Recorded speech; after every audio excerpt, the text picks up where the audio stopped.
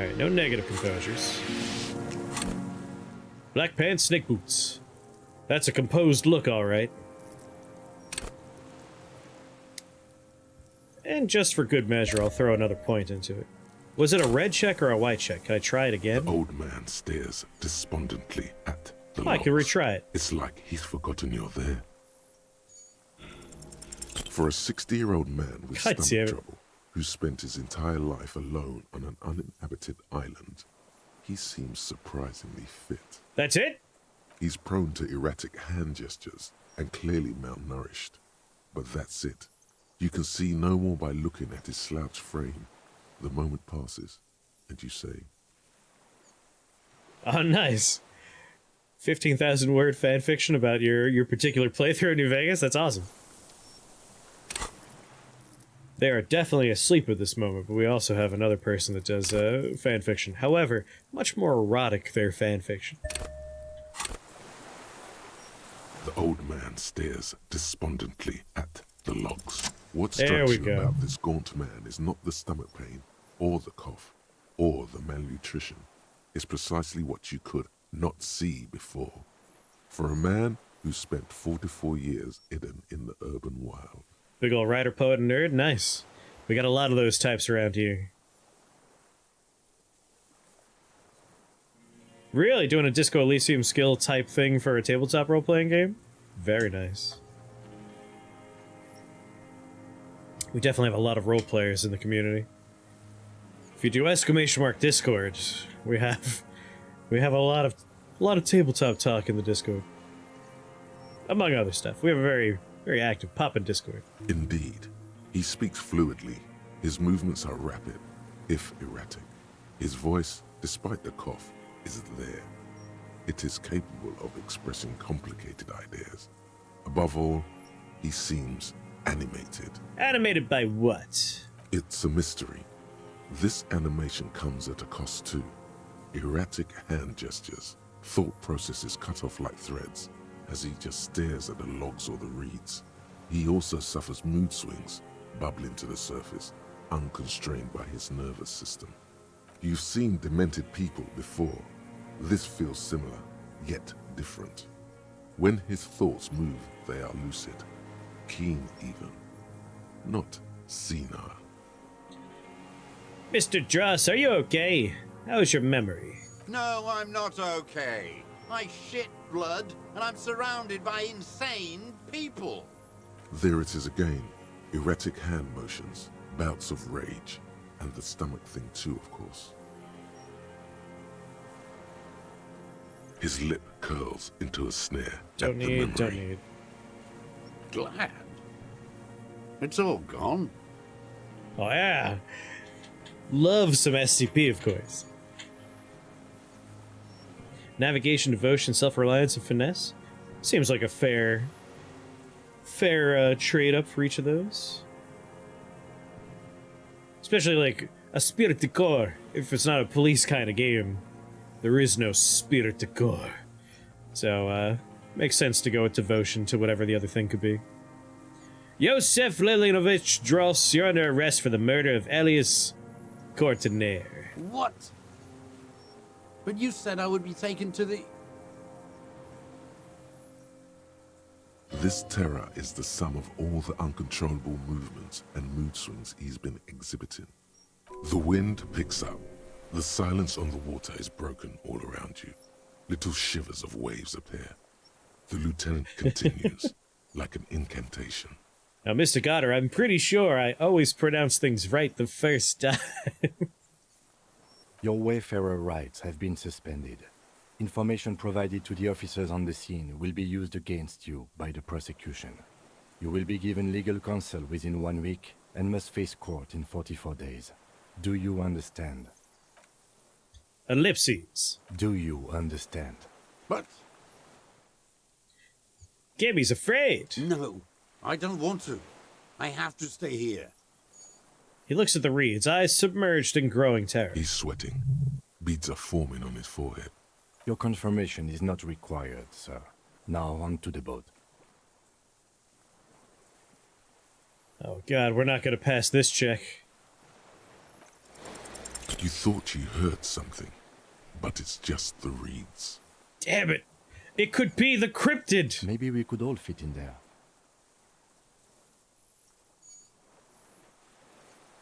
We could all fit in the little boat. Actually, no. Does it have room for 3? Not really. We could escort him to the pier, then either one of us can take him inland while the other stays here, but... It was definitely the cryptid. But then, who watches him while you're coming back here? Who watches him there while I come back for you? You come back for me? How about I go and send a boat back for you? What is this farce? This is a fucking farce. I can't. Lillian, you could ask her maybe. Maybe we could just ask that net picker to watch him. This is no harmless old man. Lieutenant shakes his head. This fucking world. This world. What is this? Below the confusion and rage, a fit of je me fous like yours. The thought passes. More pressing matters take its place. No, listen. Listen now. Damn it, hearing. You could come back for me once you've taken him to the precinct.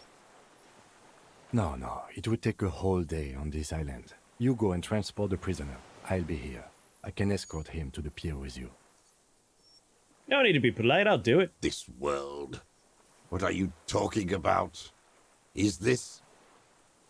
us? The wind is cold from the east. Your skin is crawling suddenly. Oh, Lord. Damn it, failed perception check.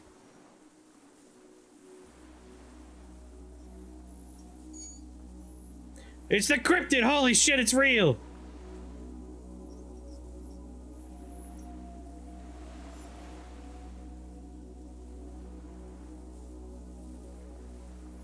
A delicate tangle of arms and legs unfolds from the reeds, limb by limb, to then just stand there, moving its scythe-like arms in ghostly silence. What is that? What are you talking about? The giant stick insect! There's nothing there. He looks The confused. stick insect is over 3 meters tall. It looks straight at you with its tiny pinprick eyes and its grotesquely small head. You feel your legs shaking under you and your gun hand move to your holster, but you don't have a gun. There it is! I see it! Tell me what you see, damn it.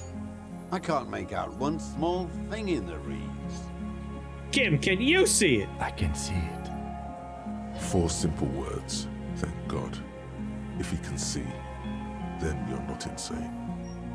But that means it's really there, spinning slowly, in absolute silence, its limbs long and slender. Be very, very careful. He takes a step toward the giant arthropod.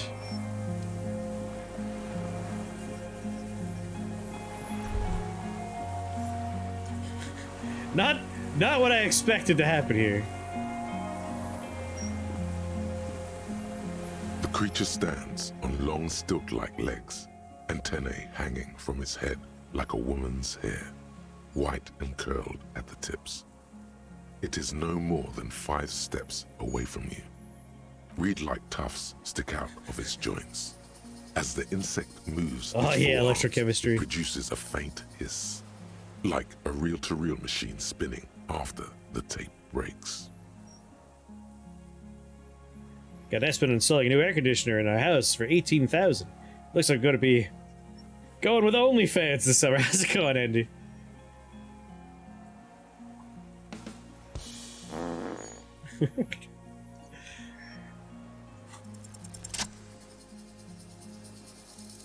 Slowly, with your breath held, you take 2 small steps toward the phasmid.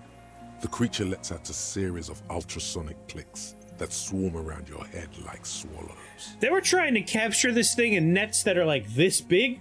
It's bigger than a house. Like laughter, a sort of happiness. Sweat drips from your brow. soak in your chest. You reek of it, your chemicals. Hissing and clicking, it extends its mandible-like antennae to greet you. You're right below it now, looking up at the colossal chitin of its white limbs. The head of the creature is crowned by reeds, and its eyes are like small droplets of water. Okay, Kim, take the picture. Okay. There is no change in the insect's motion while it's being aimed by the camera. It remains fixated on you. In 3. If it moves, you jump back. I'll shoot. Here we go. 3, 2, 1. The shrill flash of the camera cuts the air like the blade of a sword. The phasmid freezes in its bright light. Head turned toward the lieutenant, hypnotized by the flash. It stands frozen before you. I got it. You hear the lieutenant whisper as the creature's shape develops onto the photo paper in his hand. A polychrome ghost of white streaks against the reeds and the sky, and you, as a shadow before you. Immortalized. For all time. Slowly reach out and touch the creature's whisker. The antennae hang from a great height. With your hand shaking, you barely touch the tip of the left whisker. On contact, the chitin curls into a spiral, like the tip of a poison ivy. Its touch on your fingertip feels cold, ticklish. It is surprisingly delicate, the curly end of the whisker, like a young vine. It's even a bit wet. Be careful, detective. It's moving. Look at your finger. You were right. It glistens with some kind of moisture. The creature in front of you stays frozen. Lick your finger. It tastes like sugar, very faint. The anthropod towers above you, tufts of reeds pointing from limb and head alike. Odorless, mostly comprised of water. Carefully pet its scythe-like forearm. The limb before you is incredibly light, like eggshell. It's much lighter than a reed. You feel a soft push could tip the creature over. Its hollow exoskeleton collapsing.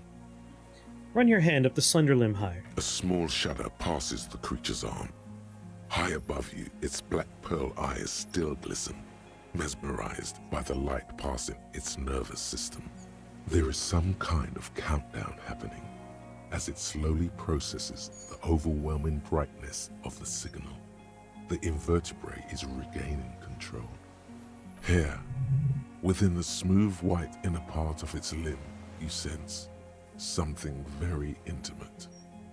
Thoughts. Lieutenant, it's thinking with its limbs. The nervous system could be spread out like that, over the extremities, like a cuttlefish. Flirts with alien. Or a rhyocinta, an occidental leaf insect, with its brain stored in 4 leaf-like extensions. Or Yeah, I know, a that guy's gone. octopus with its intelligent tentacles. How do we smoke this thing, Kim? Another shudder pulses through the creature's limbs. It jolts back to life, like a record continuing where it left off, in a swaying, praying motion. Even the small black pearls of its eyes do not stray from you. Hello, I'm Harry. I don't really know who I am. No reply. A total ancient silence comes from its mouth, along with what appears to be some kind of foam. The stridulations of its limbs continue all around you. Stand on your tiptoes and look more closely. You were right. Little bubbles form on the mouth parts of the creature, on its segmented lower lip.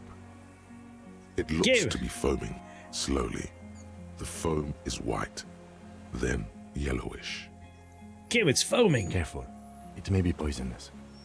Lieutenant watches you apprehensive. The foam slowly turns a darker shade, like burnt caramel, as the insect moves its mouth parts, masticating. The little bubbles begin to burst, one by one. Tell me, what are you doing? I exist. I exist too. Tell me what it's like for you.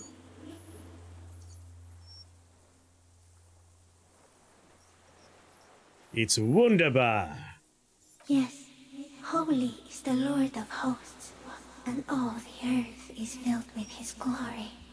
Now, I will tell you what it's like for me. For me, it is a series of half-lit images. A kind of darkness, being intruded upon. Transient, dim, moist. Intruded upon by what? Shapes of plants and animals. And internal sensations. A swarm of sounds. Tiny vibrations on the inside of my forearms. All speak of complexities totally beyond my understanding. My god, the dice maker was the Insulidian Phasmid the whole time! I am at the end of a narrow funnel. Weightless. So light, it only feels like something to be me. In truth, perhaps I'm nothing. I certainly do not have a soul. And if I did, it would never ache. I'm glad to be me, an incredibly sensitive instrument. Few of us can begin to imagine the horror of you, with all of creation reflected in your forebrain. It must be like the highest of hells, a kaleidoscope of fire and writhing glass. Eternal damnation, even when you're sleeping. And when you wake, you carry it around on your neck, with eyes open that cannot help but swallow more behind the mirror. I feel great, mute empathy for you. It's very disorienting at first, but I'm keeping my shit together. That must be incredibly hard. The Arthropods are in silent and meaningless awe of you. Know that we're watching. When you're tired, when the vision spins out of control, the insects will be looking on, rooting for you. And when you fall, we will come to raise you up. Bud from you, banner-like, blossom from you and carry you apart in a sky funeral, in honor of your passing. But not me, because I'm just a leaf eater. In honor of your shit, Lieutenant Ifreter, which you kept together in the face of total unrelenting terror, day after day, second by second. Detective, arriving. I am a detective. So am I. I was born to detect sucrose rewards and semiochemicals. What were you born to detect? The killer. He's in a bad state, deteriorating fast now. He thinks I am beneficial to him, but I am not. I only quicken his deterioration. You're destroying him? Very slowly, and only because he won't go away. It is meant to keep them from noticing me, to interfere with the pictures in their heads. But he has looked at me for too long, and I am destroying him. Where does this come from? All this, around us, the world. Not even the birds know that. Not even the water lily. Then all we could do is beat our fist against us day after day with no answer. You can also eat it. If it's a leaf, you can put it in your mouth. Yum yum. Or read. What exactly are you? I am an unknown species of the order Phantasmodia, endemic to the Insulandian Insula. For the last 350 years, I have hidden in plain sight, masquerading as the reeds, molding, cloning myself, unfolding at night to play with trash bins and boys. And when unnoticed by the first settlers and the land surveyors of the suzerain, also by the soldiers of the revolution and officials of the occupation, even the Seminese islanders who came here first but did not stay have not seen me. Yeah, I haven't heard anything from either of them about them knowing each other, the Dice Maker and Measurehead. I have stayed hidden through 4 forms of government and 2 scientific revolutions until I was accidentally discovered by a detective of the citizen militia in Reverchot, district of Martinez, March 51. Are you the miracle? No. You are the miracle. It was you, coming from the west. From the whirling. You were coming. How? The moral of our encounter is, I am a relatively medium life form, while you are extreme, all engulfing madness. A volatile simian nervous system, ominously new to the planet. The Pale too came with you. No one remembers it before you. The Nidarians do not. The radially symmetrics do not. There is an almost unanimous agreement between the birds and the plants that you are going to destroy us all. Wait, the Pale is human-made? It is a nervous shadow cast into the world by you, eating away at reality. A great, unnatural territory. Its advent coincides with the arrival of the human mind. I don't have that kind of power. You're a violent and irrepressible miracle. The vacuum of cosmos and the stars burning in it are afraid of you. Give me enough time, you will wipe us all out and replace us with nothing. Just by accident. How? We suspect it will be something like the oxygen holocaust that wiped out anaerobic life 2.6 billion years ago, when organisms first started breathing. Only much worse. This reminds me a little bit of parts of Death Stranding. Instead With the of air, multiple we extinctions. exhale thoughts. There are no trees that eat thoughts. Is this a Strand type game? Where's How? Everything your eyes touch goes back there, behind the nose mirror. What if you blink? Are we still here? Please don't blink. What if you misplace us all one day, or just forget?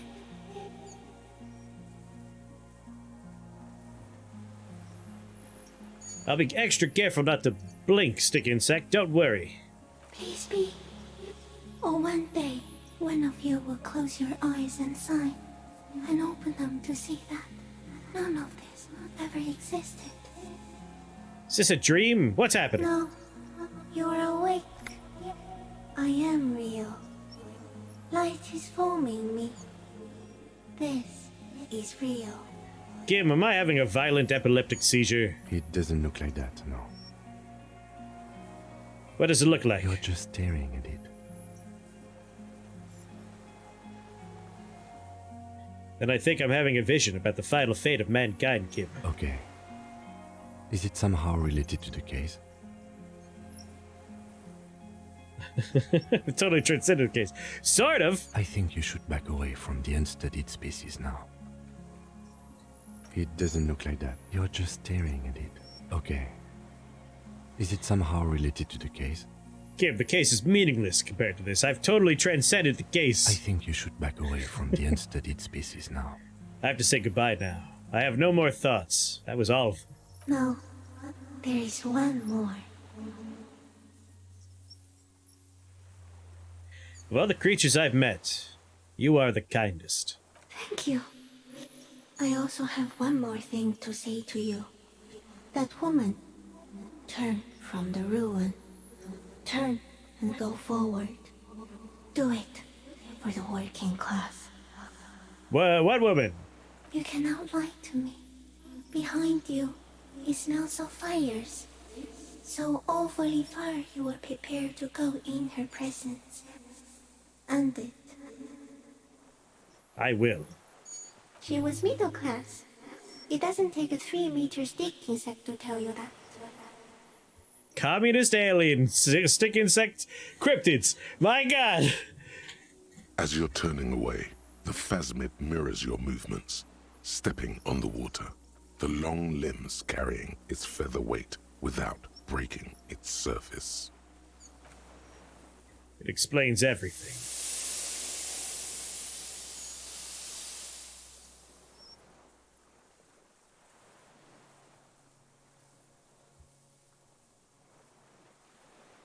And, just like that, it's gone, skating away across the sea's calm mirror like a skipping stone, leaving nothing but circles on the water.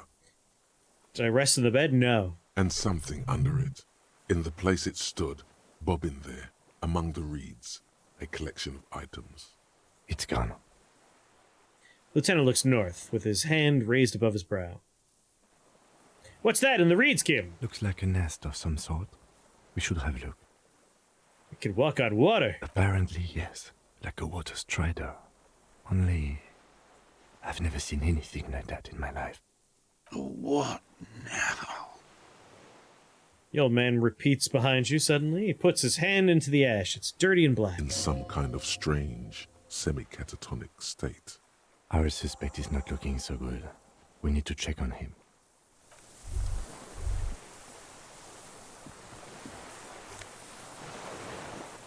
Hey, you got the helmet. And a rifle scope? Take. And Klash's passport. Aw, thanks.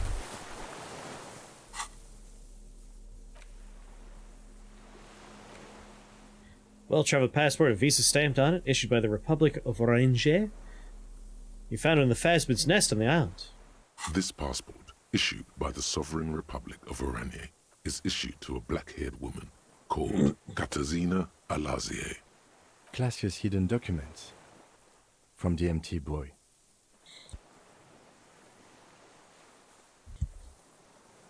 Look at the photo. It's Klasia, with short black hair and glasses. She looks boyish, younger somehow. What was this doing in the Phasmid's nest? Maybe our man, Mr. Dross, took it from Classia's, or whatever her name was. Hiding place, or...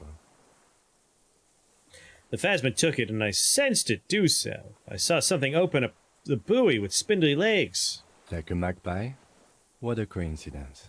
Then it would also have collected the other objects, which would be highly unusual. By now, the lieutenant has accepted your unusual methods. I can see how the helmet could wash up on the island. And the scope. Maybe Mr. Dross lost it. But to seek this out would be very unusual behavior for an arthropod. It says Katarzyna Alazie. She said it would be for Anouk Meyer-Smith. Anouk Meyer-Smith. Katarzyna Alazie was supposed to be her real name, where Klasia comes from. Remember? God damn it. I told you she kept lying to you. She's probably lying to someone else right now, in another city. Maybe this is a real passport, not a fake? Because this is a real name. No, she lied to us. Her so-called real name was not her real name. Somehow she's managed to lie to us about that too. He almost smiles. Often people look younger in photographs, yeah. What's her real name then? I don't know. But it's not Katarzyna Alazie, or Klasia, or Anouk Meyer-Smith. We didn't even scratch the surface with her, detective. Perhaps it's better that we didn't arrest her. Who knows what hell she'd be raising in my district by now.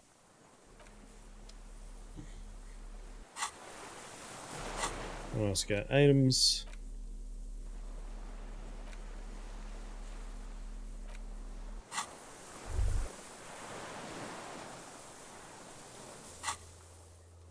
Rest in the flak tower.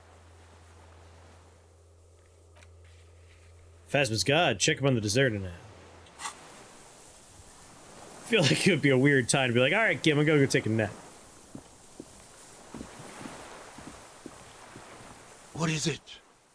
What do you want from me? I can't go. Something is very wrong with him now. Sir, how can you not see the Phasmid? See.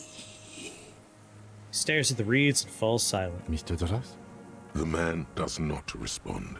He keeps staring, black eyes glazed over and bulging from their sockets. His gap-toothed mouth shaking.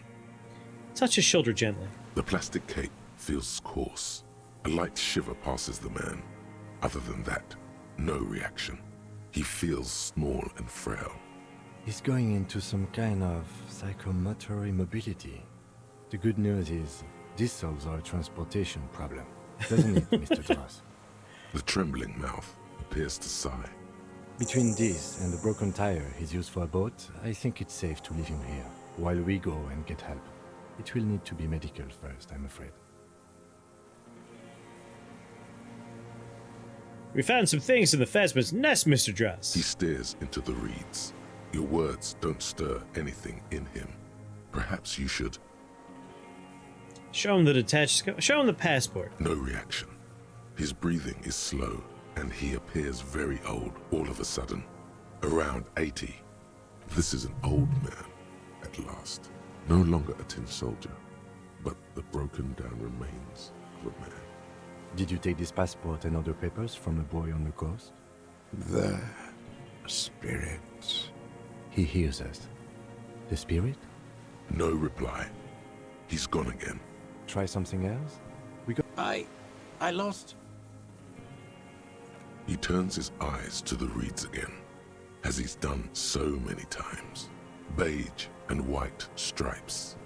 He lost the scope. Then it somehow made its way over there. With the help of a magpie phasmid. He observes the lens sparkle in your This hands. sight is a T9, Mr. Dross. Was it attached to the rifle when you made the shot? Silence. Not even a sigh. You've gotten all you will out of this poor being. Gotta let you rest now, Mr. Joss. The plastic cape flaps around his face in a gust of wind. His back is slouched and his mouth open. The strength has all gone out of him. Just frail old bones in a sack of tracksuit trousers and a windbreaker. What has happened to this man? Old age and shock.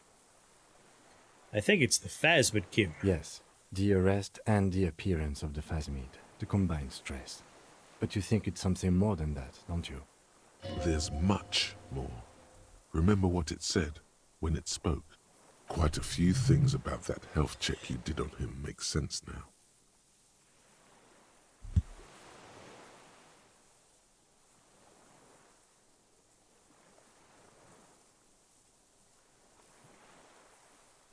He couldn't see it, Kim. It's just the reeds for him. That could be part of the shock.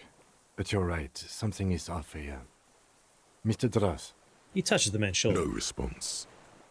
Maybe this is how the phasmid stayed hidden all these years. then how did we see it? Oh, you mean, whatever does this, does it over time? Teenagers, kids, drunks, sightings are brief, and hence not credible.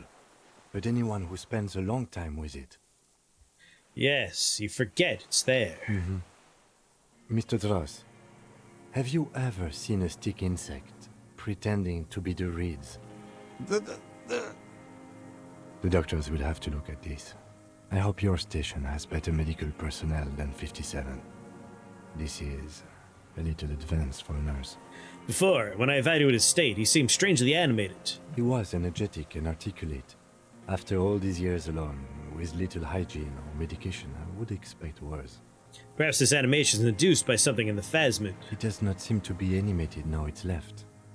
Honestly, I'm ready to believe anything at this point. Maybe it is psychoactive. I mean, why not? It's 3 meters tall. He cleans his glasses and puts them back on, staring at the scene. I talked to the phasmid, Kim. It said it destroyed him. You should be more careful, detective. Are you sure it wasn't having an effect on you? Maybe. Anyway, it's only trying to remain unseen. The degradation is a side A effect. valid hunch. Long-term exposure to something like that could be neurodegenerative. Also, please be careful when approaching a known species in the future, detective. He's been here for a long time. Who knows how much of it in its company. He did seem distressed when it finally came to arresting him, like he didn't want to leave this place, and the insect maybe. He looks at his notebook. I have absolutely forgotten to take notes. I hope I remember all of this. This will be one hell of a report. Thank God we have the photo. No one would believe you without it. Hang tight, old man. We should think about getting back to the mainland. To get help. He'll be safe here. If we don't take too long. Backlash Kids, this was my first playthrough, and this game is incredible. Like, if you like role-playing games in the vein of, like, Planescape Torment, Baldur's Gate 1 and 2, imagine, like, the weirdest but most compelling parts of those games magnified 1,000-fold and, like, all the combat stripped out. Which for Planescape was always the worst part. I hated combat in Planescape. But this game's been a trip, and like it takes you places. I had never played a game where I would be laughing until I was crying 1 minute, and then the next minute I was like legitimately uncomfortable and a little sad because of the things happening in the game. It really takes you places.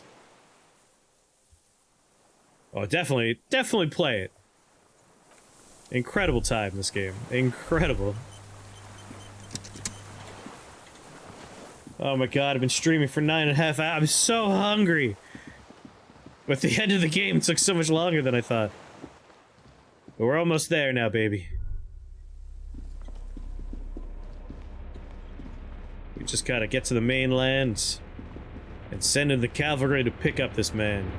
It's phenomenal, like legitimately a phenomenal experience. ICM? This feels familiar somehow. Kim, what's the ICM? Insulindian Citizens Militia. It's the official name of the Communards Army, the black and white army of the Revolution. Sounds an awful lot like. Like the RCM. It does. Why? The RCM may descend from the ICM. May? It's impossible to say. It was chaos after the war. The name was good for getting people to join us. Revachol West was mostly workers and criminals. Nice political thoughts rush through your neocortex. A mediocre athlete would pant from dragging around his body on a busted crutch. But not you. You're thinking about politics, with blood dripping down your thigh.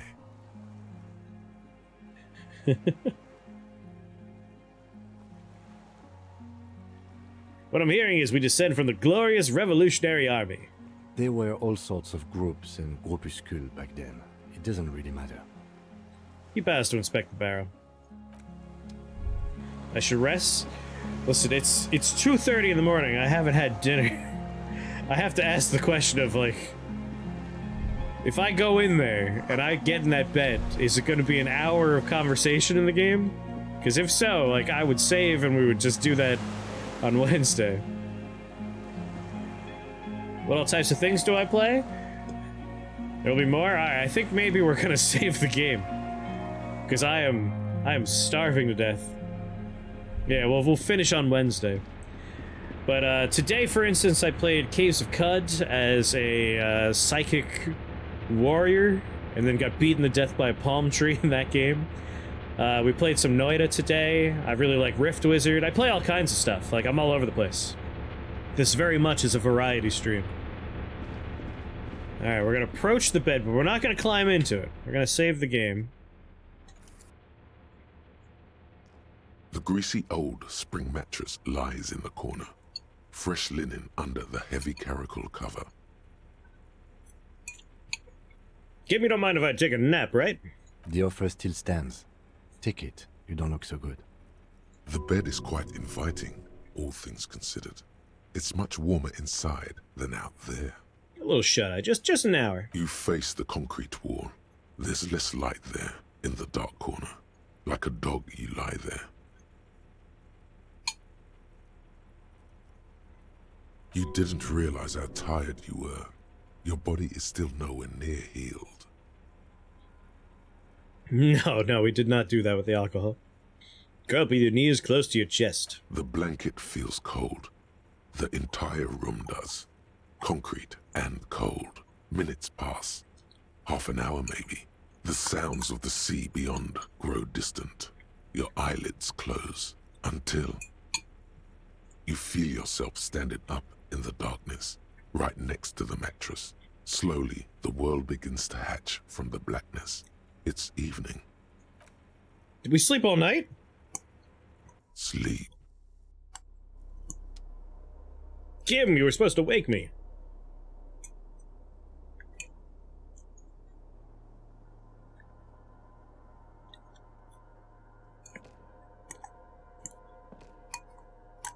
Kim?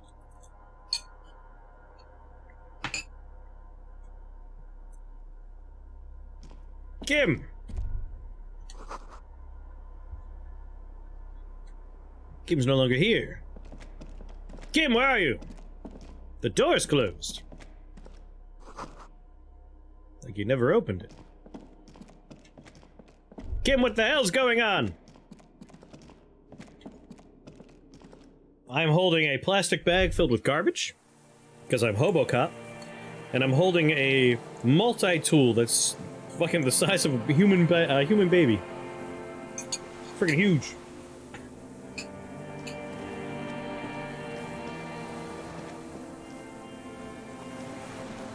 Alright, the weird graphical glitch I'm experiencing is not on the stream. That's good. Go down to the chain. There's something there.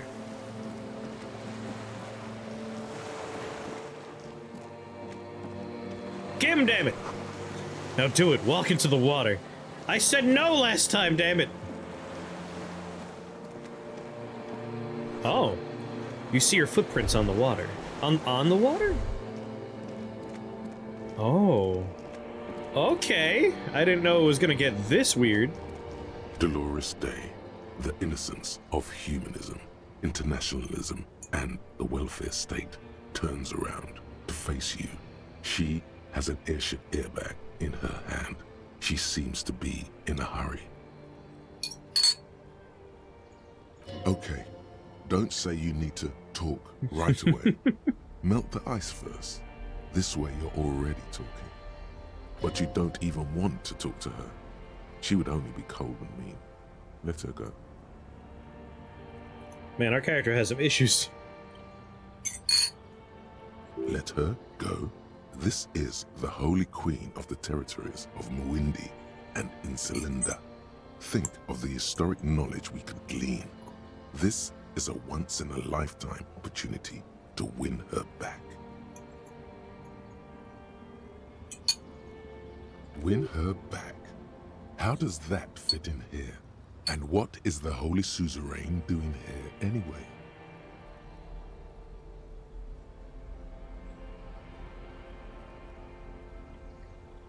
I mean, I don't know if that's like a metaphorical thing that it could be PJ, our late wife, but internally in the game, like, she's Dolores Day. It's what our character was saying, like, she's literally the symbol of humanism, internationalism. She's like a saint. This is a dream. Dreams aren't real. Hey, our dreams are special. Hey! Hey. How are you doing? I'm doing really good, actually. Both professionally and romantically. I've come to a fulfilling and peaceful period in my life. Well, how are you doing, Harry?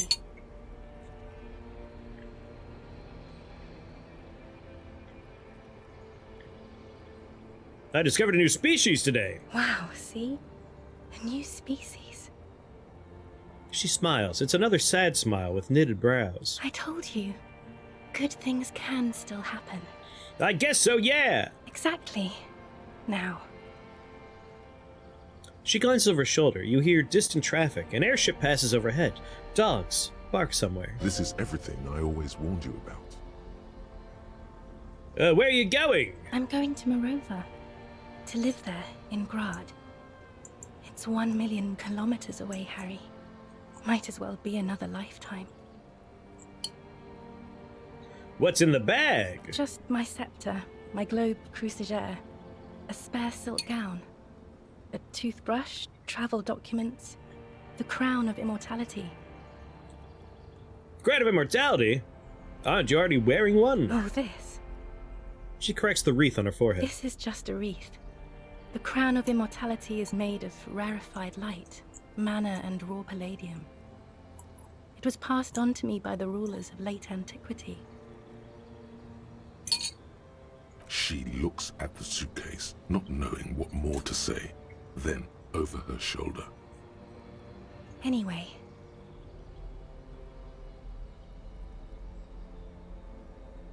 Something's off here. I'm sorry. I was heading to the aerodrome. I just don't have time to... She stops mid-sentence and glances to her right, then looks at her bag. She means she doesn't have time to tend to your emotions. You don't have time to attend to my emotions? She sighs and looks over her shoulder. I'm sorry, that was very passive-aggressive of me. What are you doing? Stop saying things like that. Can you, stay for a moment? We need to talk. We need to have one more massive, epic showdown. No, Harry. No. I don't want a massive, epic showdown. I want to go to the aerodrome. I have tickets for the 10:20 flight to Morova. Really? We don't have anything to talk about anymore. Every combination of words has been played out. The atoms don't form us anymore. Us, our love, our unborn daughters, it's all gone. I have to go to the aerodrome. I have to leave Revachol and you. And you have to be alone. In hell. Forever. That's just the way it is. That's a little harsh. Oh God, whatever you do, don't try to kiss her yet. Not after that. You're still reeling. You'll fall over if you try now. 83% chance. Oh boy. I bought you this figurine of a headless fallen rider. I don't want it. It looks expensive. I don't want it. I thought you liked figurines. I thought the figurines were for getting you back. Oh God. That's not what figurines do, Harry. But then the figurines don't do anything. She looks at the headless found rider between your fingers and doesn't know what to say. What about dice? I have custom dice in this place. Doom commercial area dice. Harry, I don't want things. I want to go to the aerodrome. Okay, I won't give you any. I won't give you things then. No I didn't things. ask for things. It's too late to give me anything. I would have liked the headless fallen rider back then.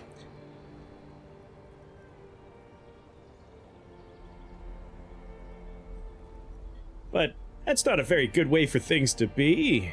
It's not. But But what? Tell me there's something good. I don't know why I said but. There is no but. That's it then? That's it, yes. We've talked about it a million times. You will get over it, just like I did. People do. Things will get good for you again. I thought you said I was in hell. We're in hell. Yeah. Stop. You're only making it worse for him. You never help with anything.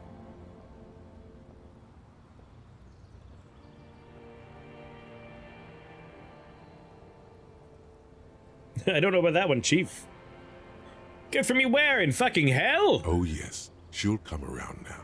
I made her love you again, Harry. I don't know about that rhetoric. Are you stupid? She's about to say something. Here it comes. She's starting to love him again. Her innocence, Dolores Day, fiddles with the handle of her airport bag. She has a pained expression on her face. It's agonizing. See? She isn't saying anything. I don't understand. It was, she herself said. We were bad for each other, okay? I was bad for you. Can you not see? I'm bad. I had to stop. I couldn't just turn into a bad person. You will get better. Yeah, I don't think rhetoric is your friend. I don't think any of these voices are your friend. It just takes some time. For you, I think it will take something like 20 years, maybe? It was hard for me too, you know? I used to think I couldn't live without you. She looks you straight in the eye. Her irises are light blue, flecked with green. But I can.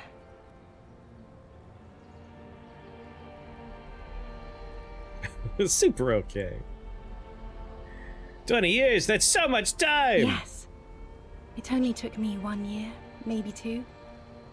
Phew. So you felt that way once, that you couldn't live without me? Yes. But that time is gone now. So very gone. It doesn't have to be like this. Maybe we could try again. Just one more try. No, Harry. We can't. Why? We already tried again, and it didn't work. But I don't remember. Is that how it is now? We should just try all good things twice and then give up. By that logic, not you too. What went wrong when we tried again? I could do better this time. I don't know. Please. She shuffles from one golden sandaled foot to the other. In the distance, a streetcar screeches. Okay. Okay, fine. I have other questions for you now. I can't answer your other questions, Harry. Not anymore. But I get the I have to feeling go. that you're not really Dolores Day. I don't know what you mean. Dolores Day. You're the morning, aren't you? The morning. I don't understand. No, I meant the morning. I'm grieving, but you're not even dead. Oh my god, Harry, stop. I don't want to hear anything about the mourning.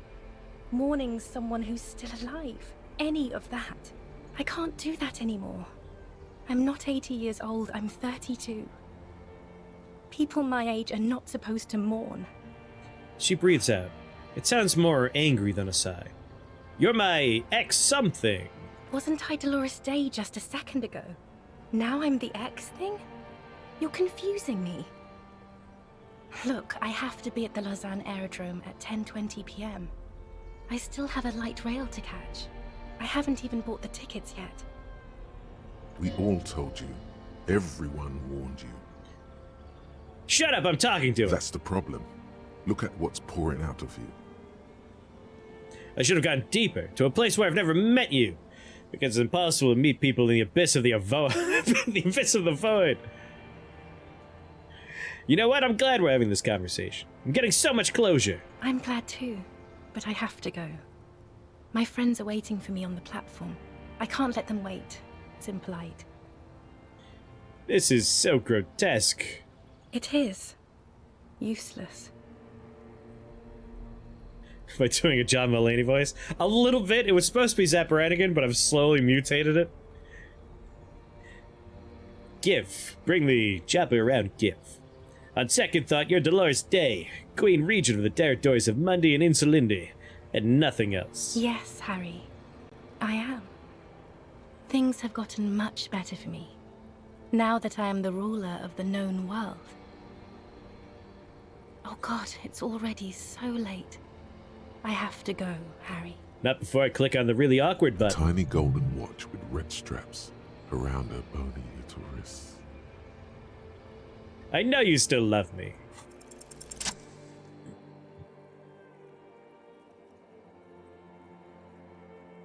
Approach her like she's a scared wild animal. Ever so slowly. With your feet trembling from the steps you took, tepid and fearful, you stand against her, her body close to you, radiating warmth. With your eyes closed, you move your lips on her mouth. Turns out we're kissing Kim. She is not kissing you back. But I succeeded the check! This was not about failure or success. This was always going to be horror. I should not have suggested it, and you should not have listened to me. You're not kissing me back. The moment is ending. She is going to move her face away from yours.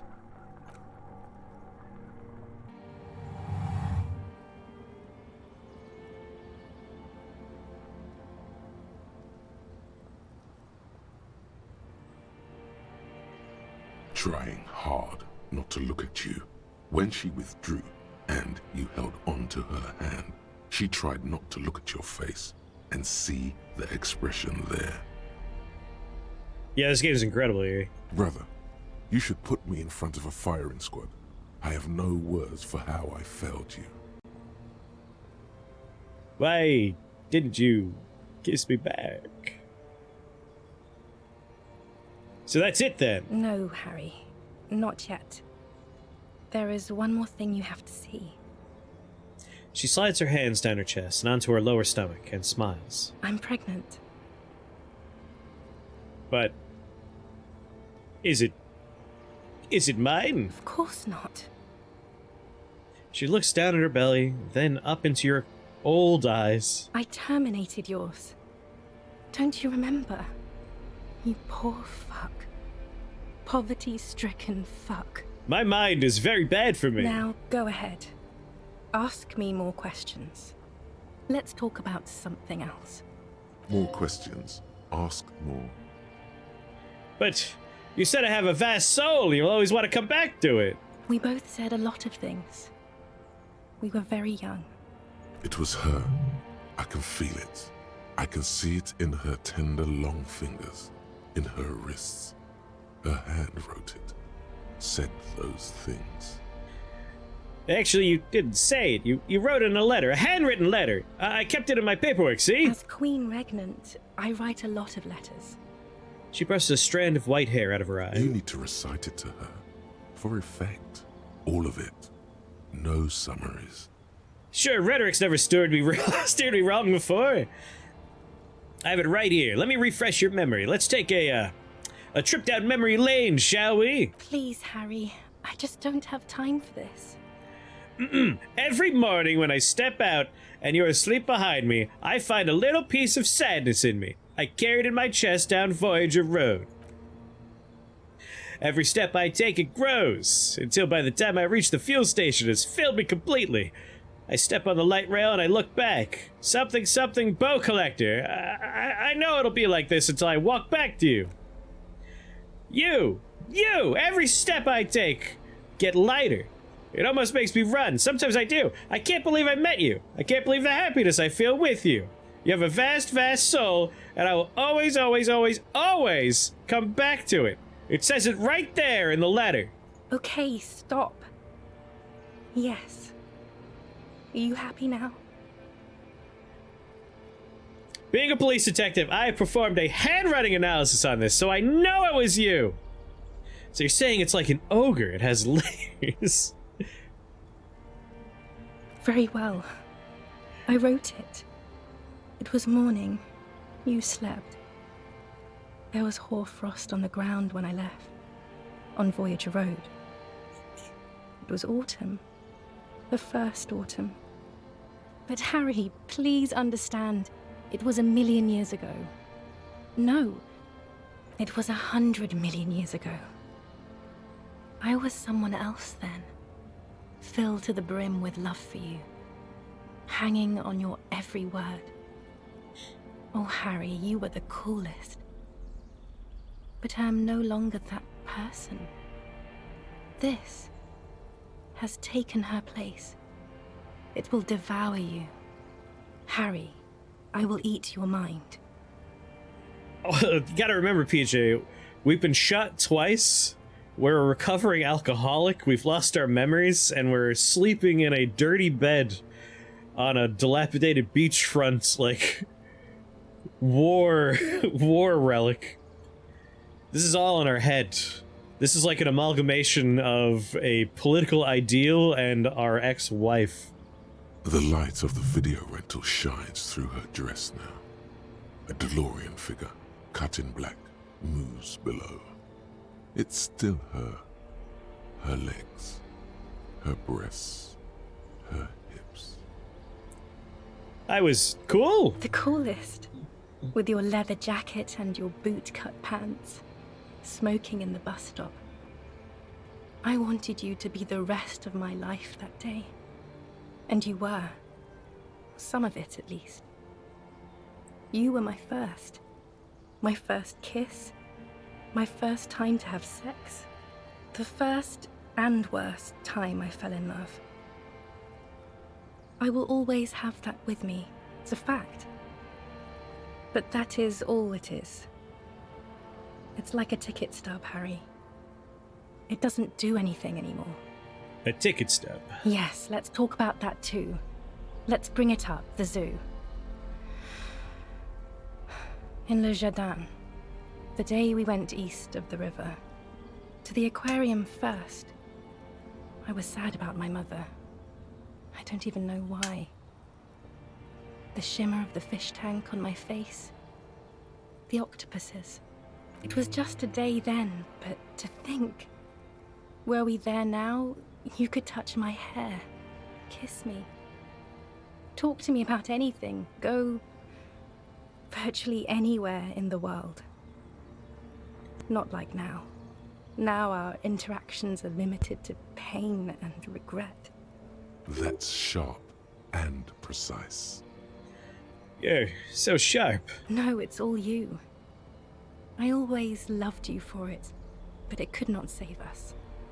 It could not make me stay. In the end, your mind just told you precisely how bad things are. And who would want to stay around for that? Can't you turn back into the person you were? I could see her in you. Under the gown and that wreath. And my crown of immortality. No. You scared her out of me. With your crying, the awful time we wound up having. And the cheap rental flats you could afford. It's not my fault. It's a policeman's salary. Can't you see? I can never think you're cool again. I can only think that way about new people. A cheap rental with mold on the walls and the tap dripping. Cheap flat, so the rich man took you from me. Yes, I have found someone. For whom I can feel the same. A copy of my love for you, only this time he is careful and rich. He will not lose me. It will go somewhere, it will grow. I bet he bends light around him and shit too. Harry, do you notice how none of this is very funny? No, this is very funny. Ha ha ha ha! Stop laughing like that, please. It's scary. I'm sorry. Anyway, where's this Voyager Road? It's here. We are on Voyager Road. At the end of it, 300 meters from the stop. We used to come here to rent videos. The house. There. You could not pay the electrical bill. It became a lightless tomb. The years you spent training for the militia, my parents' money, it was not good. Surely the alcohol didn't help either. Were we drinking at the time? Everyone has a little glass of wine every now and then. I certainly do. It's a Queen Regnant thing. I don't think it was the alcohol. It was inevitability. What now? What happens now? What is the next thing we have to talk about? Is there really anything left? If not, we can always repeat one of the things we have already talked about. Talk about it again. If you do not feel like doing that, then you should let me go to the aerodrome. Don't let her. Don't let her go there. You should redo the topics. Go over everything. The things you didn't say before, too. Make it go on and on. Interfacing or using the game's mechanics against me. I heard Dolores Day's a mass murderer. That is very contested by modern historians. Very contested. Plus, you're only saying this because things didn't work out between us. I have to go to the aerodrome now. I don't have time to defend myself from these accusations. Stop making her angry. She won't start loving you again if you call her a mass murderer. Seriously. You're right, I'm sorry.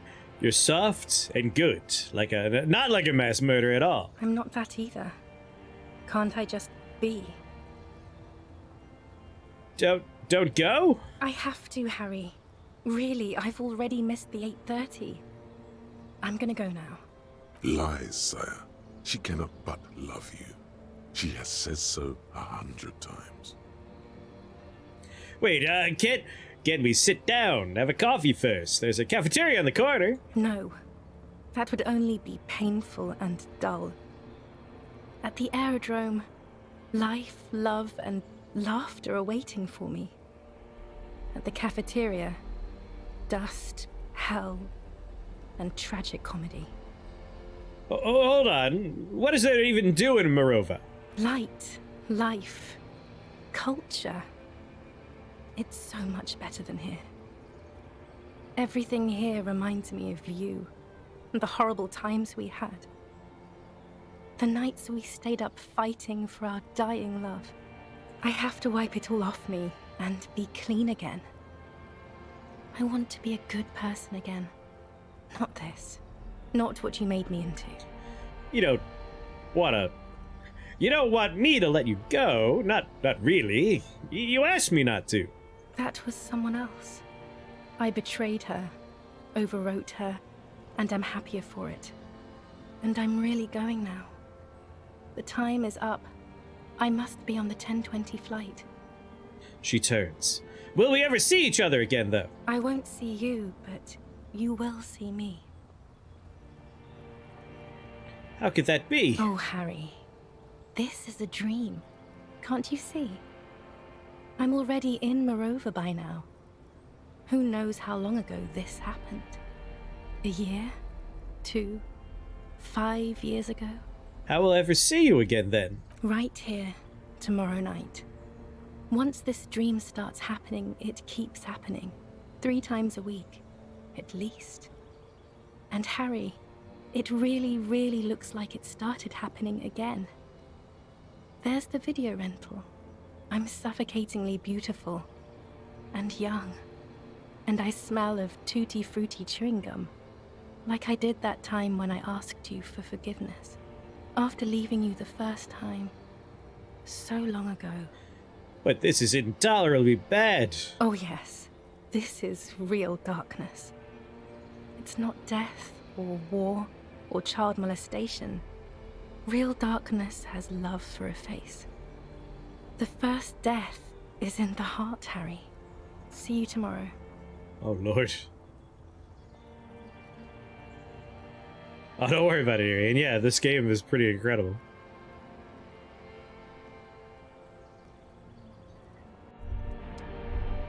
Not the kind of dream you want to have over and over and over and over and over again.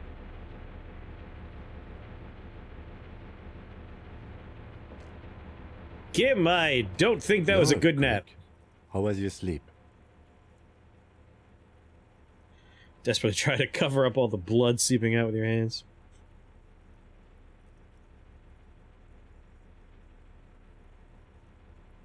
Spit out the blood and get back to work. You're badass like that. Actually, it was total annihilation, Kim. I did not want to wake you.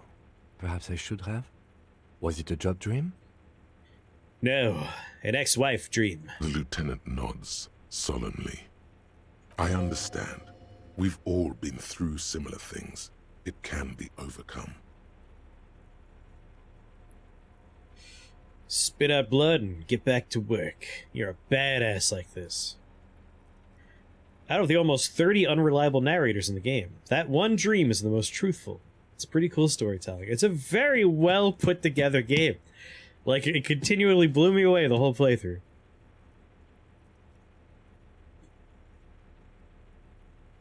Okay. He's still worried. You must have really thrashed and squealed in your sleep. Gotta love Kim. You're a good guy, Kim. You're a good guy. You know what? Yes? I haven't done this yet. I want to know about you. Me? Yes, you! I don't see how my life is pertinent to the investigation. Come on, Lieutenant. Open up a little. If you insist. What do you want to know? You're wearing glasses. That's correct.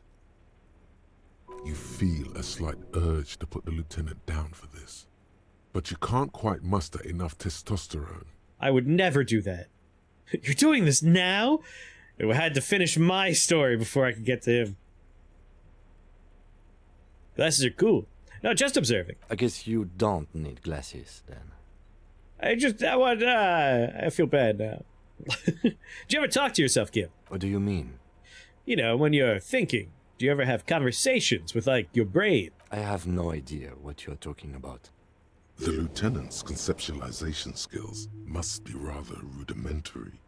The lieutenant is a police officer of the old school. His concerns are material and extrinsic. Probably should have done this way earlier in the game, because at this point in the playthrough, Kim's kind of, like, given in a little bit, so to speak. Like, he trusts the process of us. But this isn't an old school case. You did it, my noob, you did it! You've turned 18. Happy birthday, Newbert. How's it feel? How's it feel to legally be able to die in a war and smoke cigarettes now? You've unlocked 2 fantastic new things. You get to pay taxes, you get to smoke cigarettes, you get to die in war. Truly, 18's the greatest birthday. Oh yes, you could vote. There's one good one, I forgot.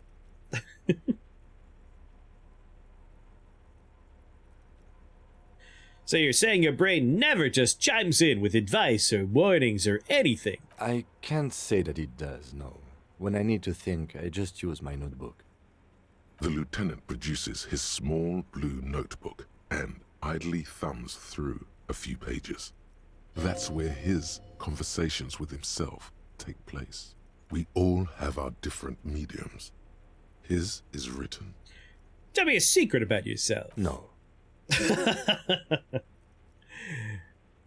Oh, okay. The lieutenant nods. Good talking with you. Good. Let's change the subject. That's true, you can go to other places where you'll be allowed to have the fun stuff. Alright, let's have our little boat ride back. Wait, my boat would be in this direction.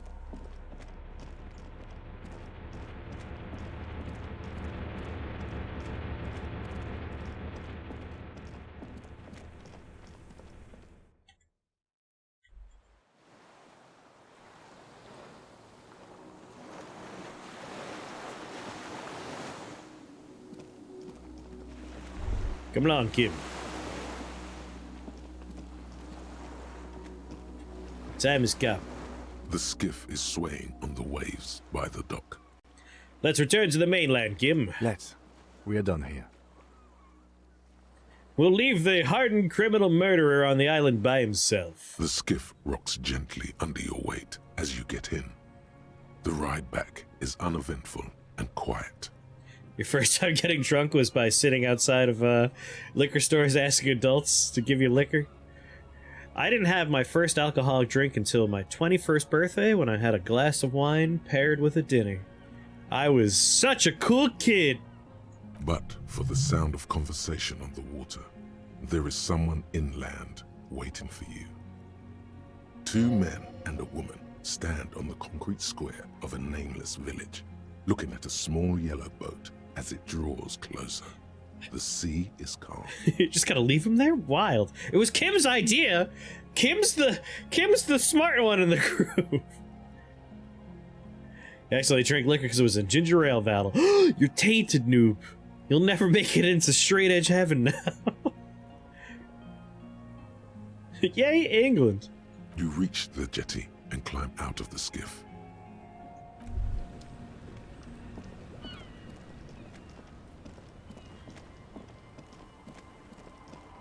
Look what the tide brought him.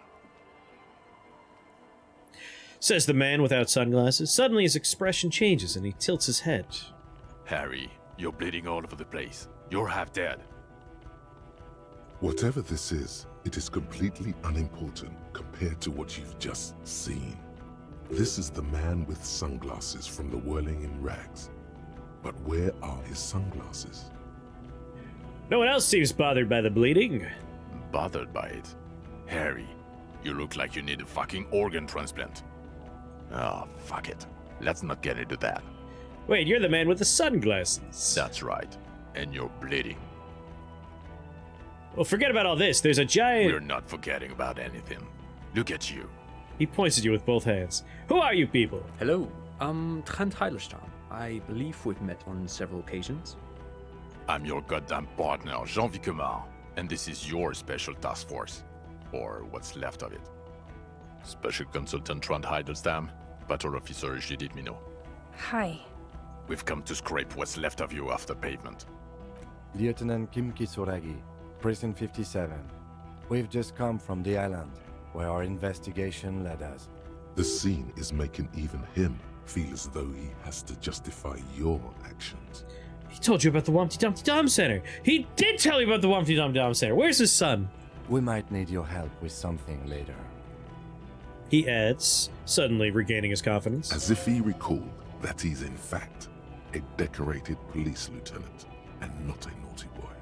But this is clearly a departmental matter, so I'm going to leave you to discuss it among yourselves. No, Kim, you've got to have my back. Let's destroy them. It's good to meet you, Lieutenant Kitsuhagi. She says warmly, flashing Lieutenant the tiniest of smiles. Letting the lieutenant know he shouldn't feel embarrassed over the shitstorm that's about to befall you. What is this about? Ari, we want to help you. Trent, I believe this is where you come in? I don't quite know what I'm doing here. I was asked to participate as an expert. I think I need to manage your expectations a little. I'm at best an enthusiast in cognitive science. My background is in something else entirely. I engage in neurology on a merely theoretical level. In fact, I should probably get going. No, Trent, it's too late. You're part of this shit now. What have you got to say for yourself, shit kid? Shit, kid. What an interesting moniker.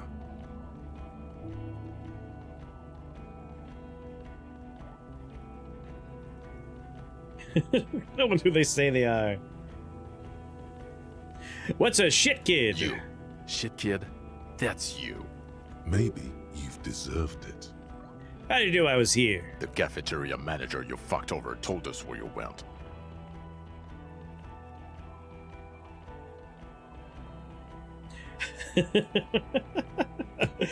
Damn you, cafeteria manager! You betrayed me for the last time!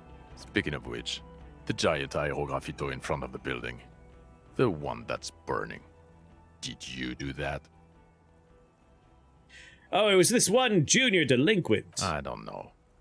It had shit kid written all over it. So, Trent Heidelstram. Turns out to be Special Consultant Trent Heidelstram. Yes, I'm Trant Heilestam. I never said I wasn't Trant Heilestam. Wait, what was up with that kid then? Mikhail? Mikhail's my son. Oh yeah?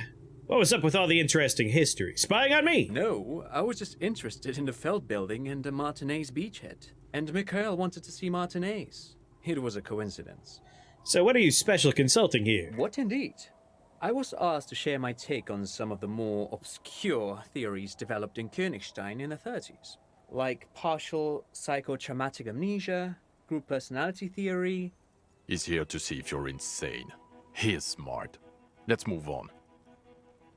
You mentioned a task force. Yeah, Major Crimes Unit, under Lieutenant Dubois and Vicomar. Ring any bells? Refresh my memory, who else is in this? Refresh your memory? It's a goddamn Major Crimes Unit. There's you, me, Jude, Trant fucking Heidelstam, and Guillaume baby. He stares at you. I'm technically just a civilian advisor. Oh, fuck you. You're part of this shit show. Okay, so what's this unit do? What's that orange flashing thing on the bottom center of the UI? This? These are my skill points. I could, like, level up stuff. I probably have quite a few. Yeah, I got 1, 2, 3, 4, 5 of them just sitting there. Okay, so what does this unit do? Do? It's a Major Crimes Unit. We cleared the desk of cases so Precinct 41 doesn't look like the worst station in town. We are shit tier now, Harry. Because of you. The 41st isn't... He trails off, not wanting to finish the sentence. Where have you been all this time? Where have we been? We've been fucking off as far as I remember. He crosses his arms. You told us to fuck off. You said we're cramping your style. Your detective god. Fuck everything. All we burn. Detect or die.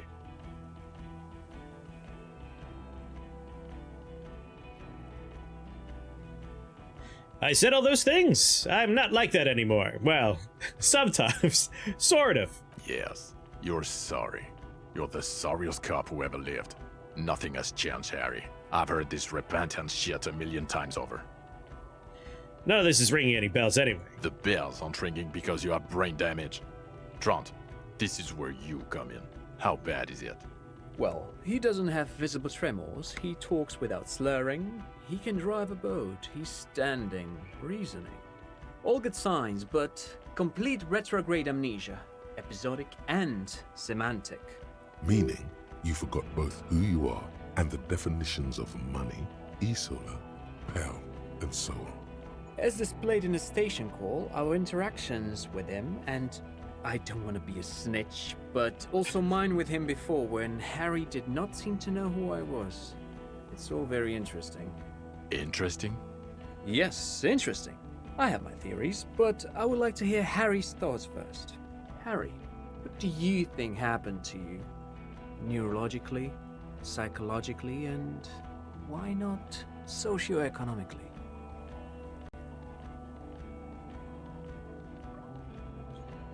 I'm a highly experimental detective. This was a method I used to solve the case.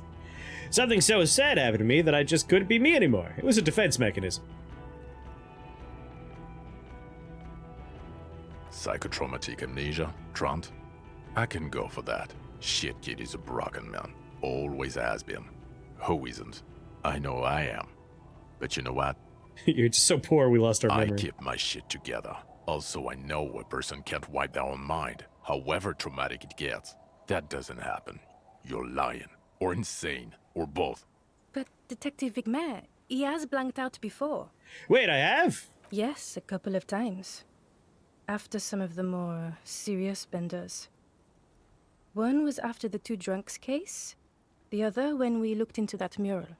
So you don't remember not remembering. Beautiful. Interesting. So at first he dipped his toes into it, prepared. That's where he would have gotten the idea, yes. Practice. And then he used alcohol to get there, so to speak. What do you mean? Well, here's my theory. What if this is an absolutely normal reaction to the world we're living in? What if this is not a significant anomaly at all? Something to be explained, approached as a defect? Look at the sensory input here. He gestures toward the scenery. Look at the ruins, the neon. Listen to the radio, the multitudes, the people. Live here for 40 years. As a police detective, he's like a magnetic reader on the world tape, to borrow a known metaphor. Harry's been pushed flat against it. Total input. Hardwired to the free market. He just needed for it to end. Okay, Trent, thank you. That's absolutely meaningless. I'm glad we brought you. Will he or will he not be able to work in the major crimes unit? Is he a cretin now? I want to know that. He's not a cretin, and he is able to do work. If not in his previous leadership role, then as a line detective. I'm ready to lead again. No one even mentioned that. I misphrased my question. It should have been, is he able to put his clothes on and use the body? Or do we need to get him on a disability pension? What now? Now nothing. Now we're just going to stand here. Just stand there. Yeah. Just stand there. It's cool. I get the impression that this is really not the case. No. Now we discuss that. What the fuck did you do to a motor carriage? Why is it there, Harry?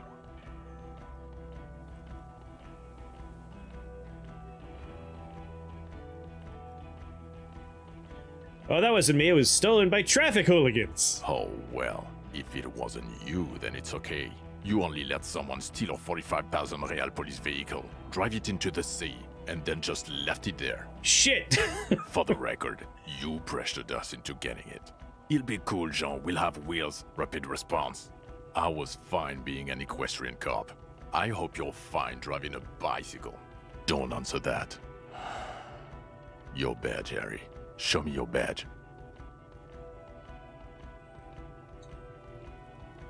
What I do have is futuristic armor. I got my badge right here. In a rush to demonstrate your badge, your eager fingers can't sustain a grip on the smooth plastic, and the badge slips out of your hand. Come on, hand-eye coordination. Don't let me down. Hold on, hand-eye coordination. I got points for this. I will get better at this before his very eyes.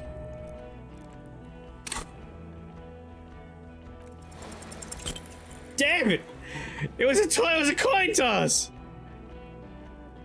You juggle the badge for a second, unsuccessfully, and it lands on the ground some 2 meters away.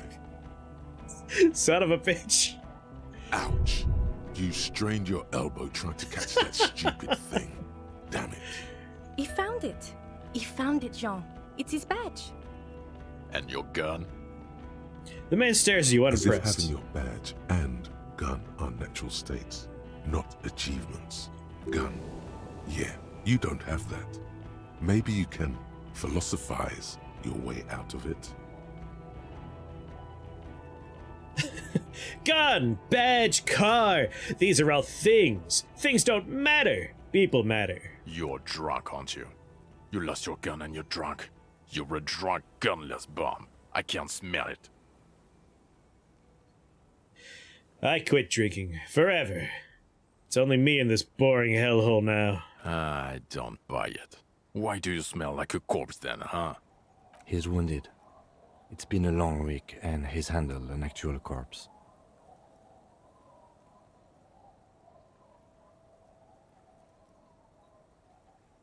Yeah, it's been a bad week. I'm sorry I smell bad. A bit of a week?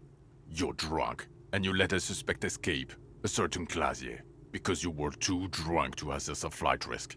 We've read the report, Sari. Lieutenant Kitsuhagi's. We know.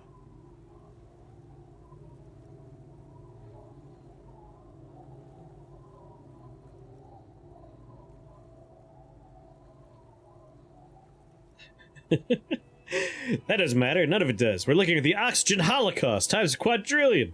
I've come to know the final fate of man in the universe. Now we'll go with, not taking her in was the right thing to do. She gave a vital clue that led us to the island. Oh, well. If she was nice. I'm not even gonna get into the other suspect, who also escaped. Yeah, Ruby something. Yeah, this dude's really mean. Or the fact that you're Everclare's little peony now, doing I don't know what for him. That's small-time stuff. That's nothing. That's a humorous anecdote. Compared to the 7 people who were gunned down, the streets are literally red with blood, Harry. It was fucking mass murder. He did everything he could. We did everything we could. The company hired and vetted mercenaries. Lieutenant Dubois got between them and the locals. Here comes the cavalry. Thank God for Kim. He did so at considerable risk to his own life. He was shot, not once, but twice. We stopped an execution, not a negotiation. The loss of life was minimal compared to what it could have been.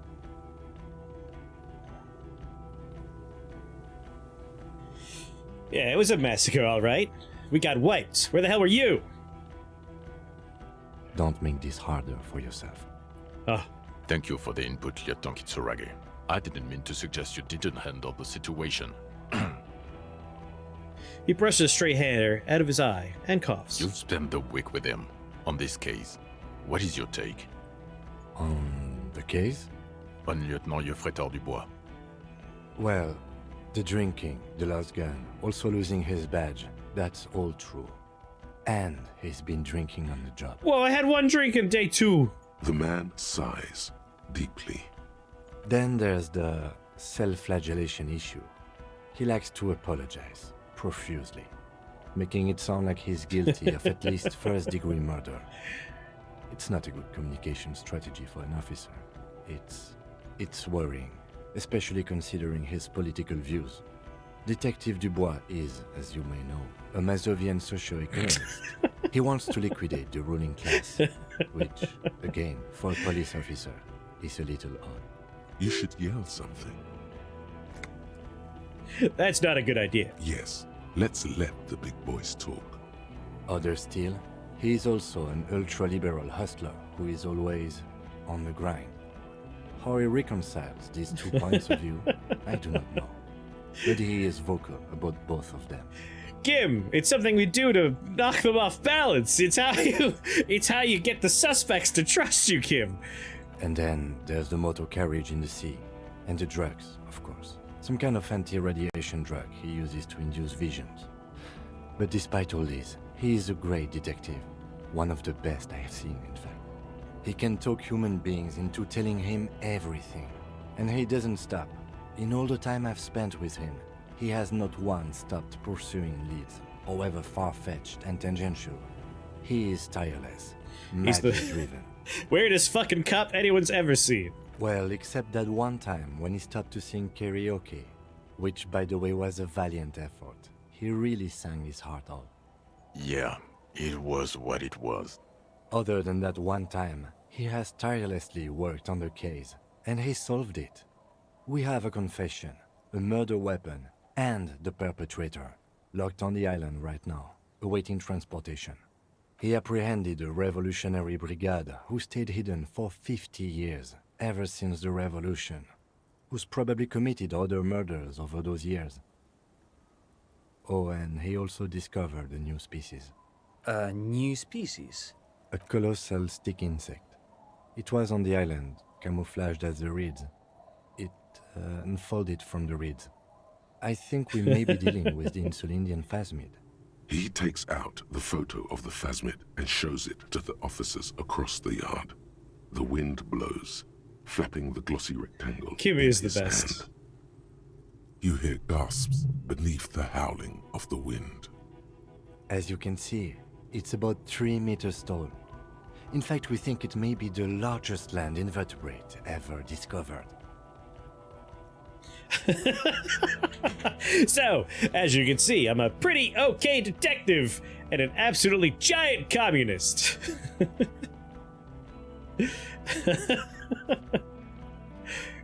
Boom shakalaka motherfucker. Fucking hell is that? Is this somehow connected to the case? Detective? Yes, I believe the pheromone it emits may be responsible for the killer's mental degradation. The old man was not aware of the phasmid's presence. Exhibiting a strange, atypical dementia, he fell into a stupor after its appearance. He became near catatonic. So it is connected. I must say, this is absolutely extraordinary. I don't even have words for it. Yes. It really does make it hard to fire the drunk. His tired eyes follow the photo as the lieutenant puts it away. This is a very, very sad man who has just seen something that's made him forget his sadness. Now you make your case. Now is the time. Now or never.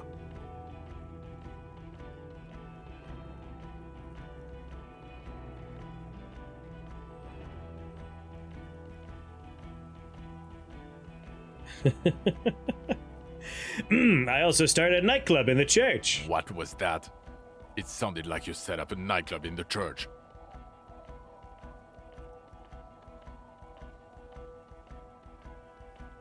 Yes, and I also discovered a hitherto unexplored anthroponetical phenomenon in there too, a 2mm hole in the world. That's great. Anthroponaut is a great new career for you. After police officer. I don't care. Go live in the Pale. 4 kids were living in a tent on the ice. They were going to drown when it melted. It's not optimal, but the building was abandoned, so he put them in there. It's okay. It's not that okay. Get off this subject now. The killer, Lilianovich Dross, we have a strong motive for him. Lilianovich. A revolutionary matronym. Revolutionary matronym. The custom started in Grad, where they have patronyms. Krasovich, Lasovich, etc. The revolutionaries saw this as a chauvinist atavism, so they used matronyms, derived from the mother's name instead. This man's mother was Lilian. His Lilian's son, Lilianovich. The custom was overturned after the revolution failed, but not before it made it to Revachol. So, it is what a soldier of the ICM would be called. Thank you, Trant. Thank you for that piece of cultural theory. You said you have a motive? Of course, excuse me, I just thought it was noteworthy. He wasn't quite sure about the straggler before he heard this detail. It must have convinced him. He killed the mercenary in an act of jealousy. Jealousy? I thought this Lilianovich was an old man. To have been hiding for 50 years. Like 70-something? A strange psychosexual fixation, aggravated possibly by proximity to the phasmid and its chemicals. He himself gave a political reason, said he had killed an enemy combatant. Also, we have ballistics from the gun, matching the bullet found in the dead mercenary's head, and 2 officers on the scene that Mr. Dross confessed to. It's a clean win. Oh, it's way more than that. Way more. Way more. It's my masterpiece. They'll teach this in cap school. Still not completely satisfied with it. It could have been a little neater. Get over yourself. You're not a perfectionist. You're a cop and you did a good job, with a lot of help from Lieutenant Kitsuragi. And none of this can hide the smell of booze on the wind. He buttons his jacket. God damn it. Doesn't it ever leave? It is there. Like in your bones or something. I haven't drank for It'll days. pass in time. The previous head of the Debodars Union was assassinated by our killer. This is a conversation for when we are no longer out in the open. In Martinez, where Everard and Edgar Clare have ears everywhere. Lieutenant lowers his voice just a little. Understood, of course. But a case against Everard would be big. I would prefer not to partake in anything union-related, for political neutrality. This has to be good stuff for him to backpedal out of it at first mention. Also, the dead man on the boardwalk, a missing person I found. Yes, yes. Fallen through a gap in a boardwalk. Drunk. How did you know I found The it? body was transported to Precinct 41, our morgue. I had Tilbrook and Mullins take care of funeral arrangements and family stuff. You're not the only cop in the world, Harry. This all comes back to us. Still, good work with the missing person, Detective. I looked into the mystery of the Oh, that one's probably not the one we want to go with. Just as a quick note, the Phasmid, female, Reed's Art's nest. Female? What makes you think so? You had to see it. It had the subdued colors of a female. And the nesting behavior too, I think. Incredible. Were there eggs in the nest? Not as far as I could see. There were other things there, though. He turns to you. It's interesting time. Forget about the rest. It had gathered items in its nest. Helmet, scope, passport. Actually, you know, this would indicate it was a male. This is far from anything in my field, but I think such nests are called bowers. They are for attracting mates. I mean, it could have been male. Must be robust if it can move a helmet with its limbs.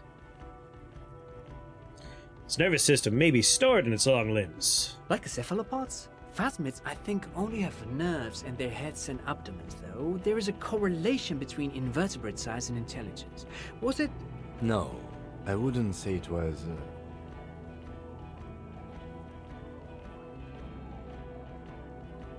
To me, it seemed to have some character. At that size, this creature would have a lot of surface area to put neurons into. It's basic geometry. It had mandibles that looked like hair. It was completely white on the inside. Yes, but also reed-colored, beige and brown, a little green on the outside. After unfolding from a single stalk, it still retained parts that looked like reed tufts on its limbs. Incredible. The PR value of this is exceptional. Carp discovers new species. Maybe even discovers the Insulindian phasmid. No, that's too much. This would really help with some of the problems we've been having. Absolutely, this is great. This does not say vigilante murderers to me at all. This says science, news, human interest. You know, it's a really good thing you have that photo. Without it, He shakes his head. You're doing good here.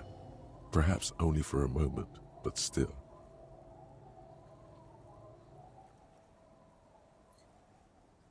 I also looked into the mystery of the doomed commercial area. I don't know what a doomed commercial area is.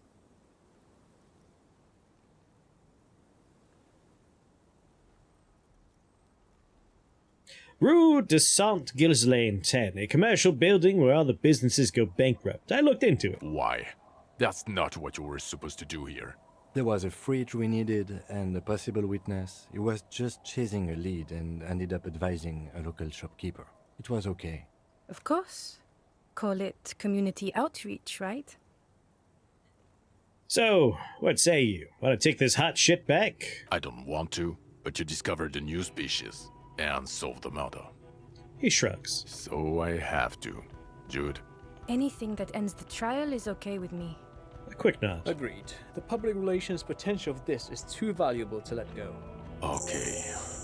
We have vehicles in the square, and the perpetrator needs to be taken into custody. Let's go. Now you will finally get to know who you are. Oh wait, I have a few questions before we go about who I am. The man looks westward, impatiently, jingling his car keys in his pocket.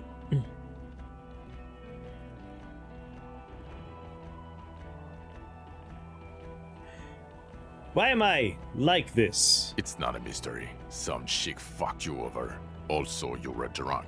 Some chick who? Dora something. Dora England. Yeah, you mentioned her name. Not Dora Dubois. So we weren't even married. No one is married anymore. This is Revachol. When was this? God, I don't know. 6 years ago? She was way before my time. 6 years and you haven't gotten over it? What the hell is wrong with you? 6 years! Yeah. Or 7. You're not doing too good there. It's an old man thing. 2 old years equals 1 normal year. That and Dora Engelund really tore you a new one. A big one.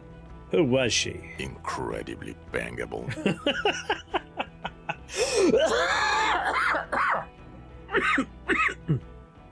Oh my god. No, I meant, what did she do? She was incredibly fuckable. God damn it, Gene. Beautiful bourgeois woman. Wayfish. Like a Welkin, basically. Gene, you're not helping, damn it! Snow Welkin.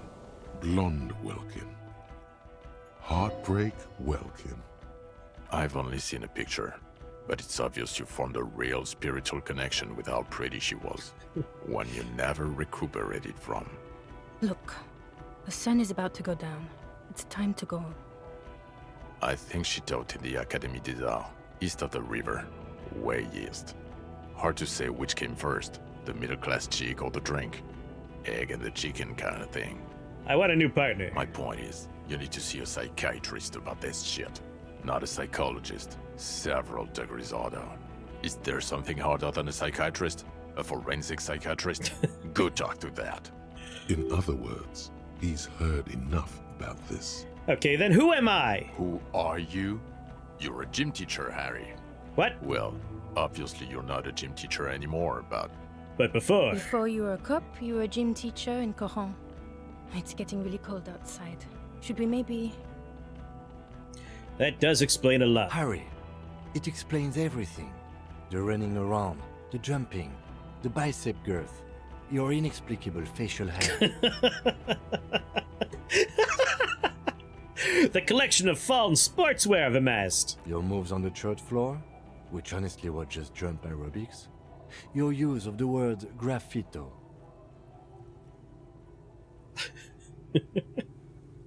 Why did I join the RCM then? The regular. You found some chick. She inspired you to fight the big fight. Be more than you are. All that. You, every morning, walking from Voyager Road to teach gym. She, leaving for the academy with Yeah, her I want to be spring partners coat with Kim forever. on, the air filled with the smell of smoke and raspberries, and incredible hope. An ocean full of hope. I see now. I knew it. I knew no normal human being can run like that. He's an honest-to-God gym teacher.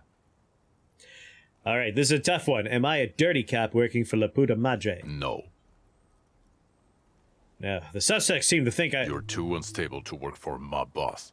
You're suicidal, Harry. No mob boss would take you. I assure you, I wouldn't consult for a corrupt unit. He would immediately backpedal out of it. I told you it's not that bad. Precinct 41, what kind of station is it? Us? We're the bloody murder station, haven't you heard? With the bad guys. No one likes us. That's not true. Jamrock is too big for one precinct. You're just understaffed, and everyone respects the 41st. You have Captain Price. Thank you, Lieutenant. You're being kind. It is an understaffed station and the district is too big, which is why we need to... He tilts his head northward. Get back to it. We left Torsen and MacLean to run the sea wing. It's not good. Torsen and MacLean. Mac the Torso Torsen and Chester MacLean. They're not fit to run a wing. Believe me. Things are shaky as it is. They are damn iconic though, Torsen and MacLean. An iconic duo if I've ever heard one. Yeah, not like us. Two clinically depressed old men. Where's the contrast here? We are garbage.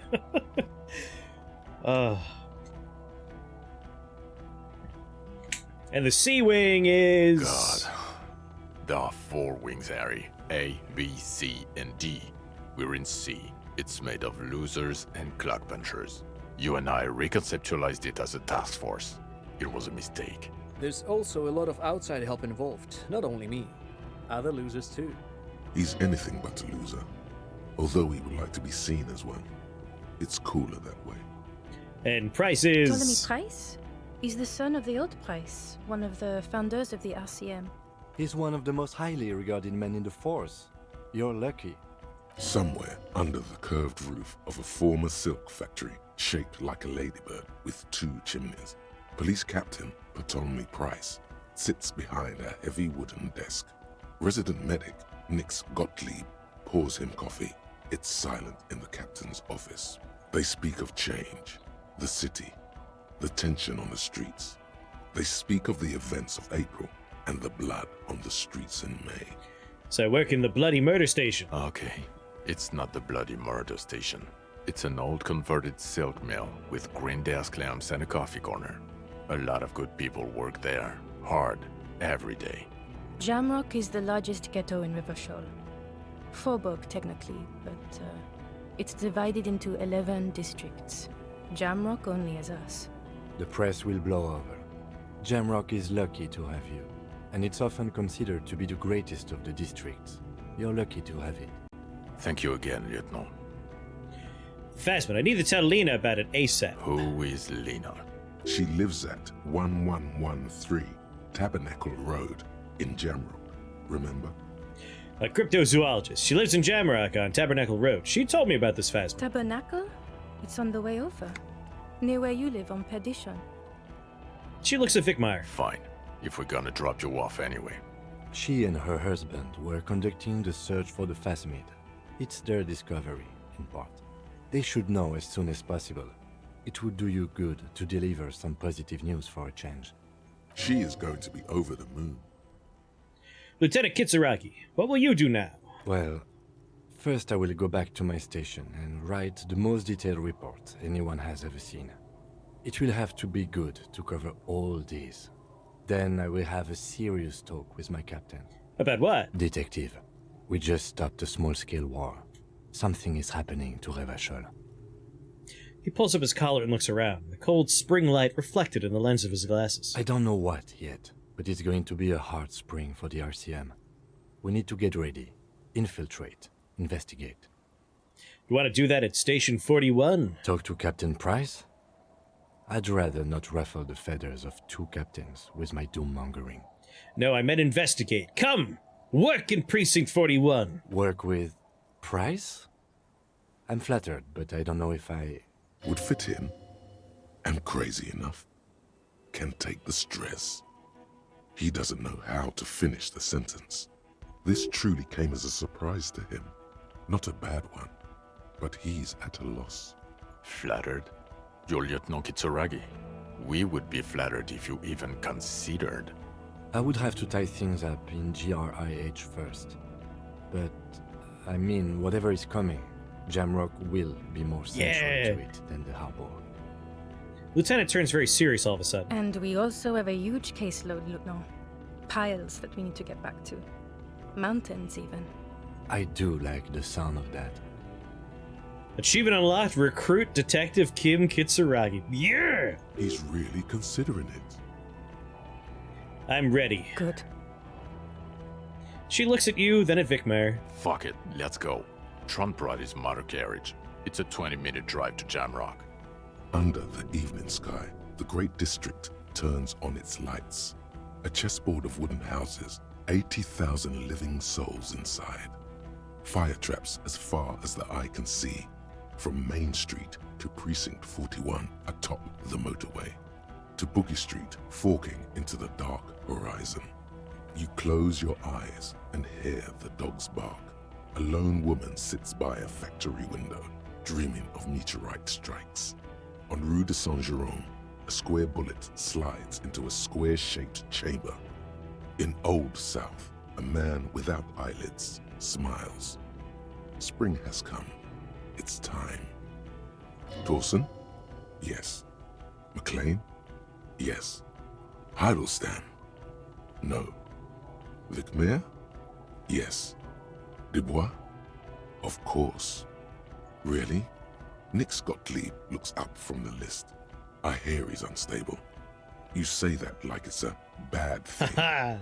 Captain Ptolemy Price gestures with a ballpoint pen. It's dim in his office, and the curtains are drawn. Harry's our man. He'll pull through. When he does, he'll side with the people. Understood. Gottlieb returns to the list. Minnow? Of course. Wonderful. Then can we please just go back to Jamrock now? What a good fucking game. Yeah! Hand on Kim's shoulder, some handshakes.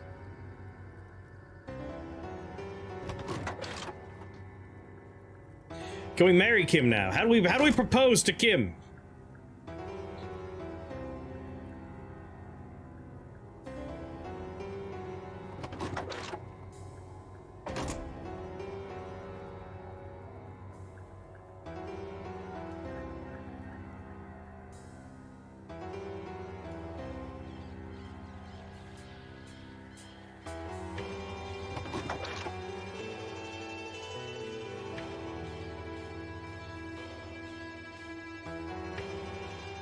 One day, perhaps, my memories will fully return.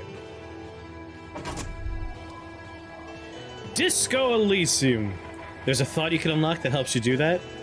Like, marry Kim?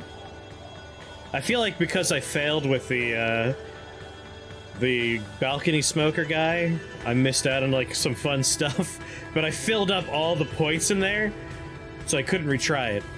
We didn't get to be gay cop, unfortunately. You need to succeed that composure check? Yeah, that's the one I failed.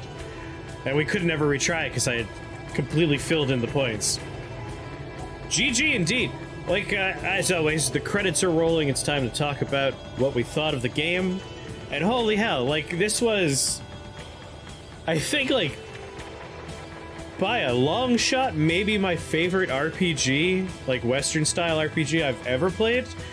Like, I really like, you know, Baldur's Gate 2. I've replayed Baldur's Gate 2 a dozen times. I love Planescape Torment. But this is just... Like, all those other games feel like they're kind of broad, you know? Like, we have combat, we have all the mechanics of Dungeons & Dragons. There's all this stuff that's brought to the table in there. And this game's just laser-focused. It just strips all of that out and says, like, alright, if it's gonna be a game about role-playing, we're gonna fucking let you play that role, and it's gonna really... like center fire right on the story. Like, that was great. The writing and the dialogue and the voice acting were all like, yeah, in another league, from another planet. So good. For a game with running themes of change, I'm so relieved they never used a single butterfly. We're gonna make a world where our amnesiac character makes sense, damn it. Like, this was great. Yeah. From what we're like experiencing and hearing, it sounds like our ex was just a spoiled rich asshole, and Kim's way better for us. Yeah, I think that might be my favorite part of the game, Mr. Goddard, is...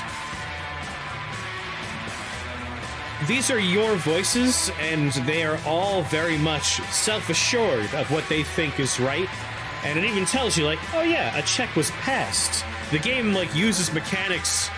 for you, obviously, but also against you a little bit. Like, every once in a while, a voice is like, hey, we just passed a little background check. You can trust this voice, right? No.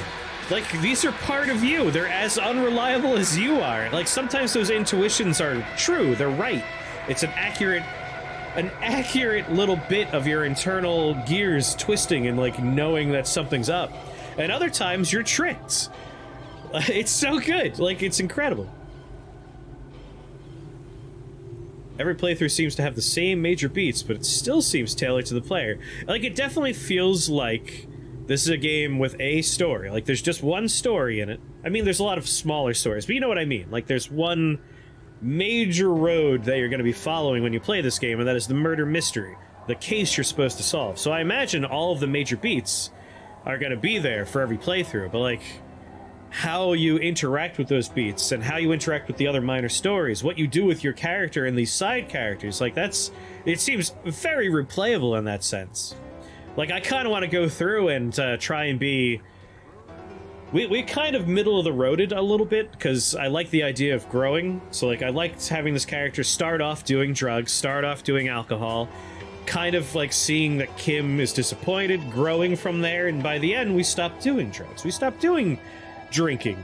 We grew as a person because of that. But I kind of want to go through, and I want to do, like, this is a fuck it all. Like, we're just gonna do all the drinks, all the drugs, just be the worst version of ourselves that got us into this mess. And I want to do a run where we are the best cop. Like, no alcohol, no drinking, straight to the point, no goofing off. Like, I want to play this game like 4 or 5 more times.